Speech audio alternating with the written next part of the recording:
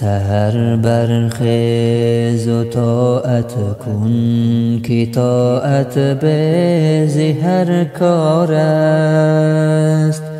سعادت آن کسی دارد که پیش از صبح بیدار است.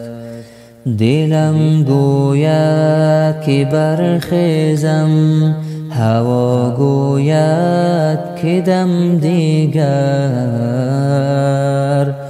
هوا را زیر پا آرم که آنجا امر جبار است. چو مرغان هر سحر گویند قم یا ایها الغافل، که تو در خوابی و کیدا نی کسی داند که بیدار است. از این بهتر که برخیزی زیدیده خون دل ریزی، زی دست جهل بگریزی که شیطان سخت مکار است.